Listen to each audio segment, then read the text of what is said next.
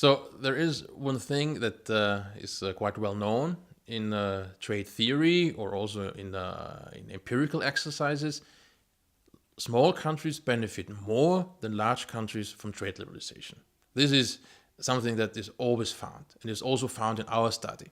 The peripheral countries are smaller than the core countries, and for that simple reason, they benefit more. But it's important here to mention that our model is not about the euro crisis. We're talking about the long-run structural adjustment in these economies. That means TTIP, the Transatlantic Trade Agreement, will certainly not be important to achieve convergence in Europe again or to solve the structural problems of peripheral countries. But what we do find is that the TTIP will not increase disparities in Europe. If at all, TTIP will help close those gaps again. And there's one thing that maybe is quite important too. Under increased pressure to reform because of higher competition from the US, we can expect more and maybe more rapid structural reforms in peripheral countries. What we find is that TTIP will not lead to more per capita income disparities in Europe.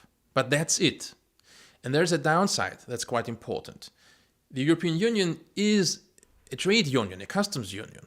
And it was created in a world where European countries faced tariffs relative to the United States.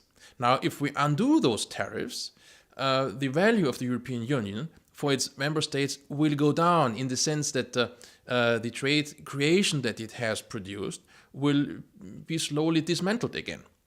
We have now, under the regional trade agreement in Europe, more within EU trade than what we will have once TTIP has signed. In other words, the links between European countries, the trade links between them, will be weaker under TTIP than without that.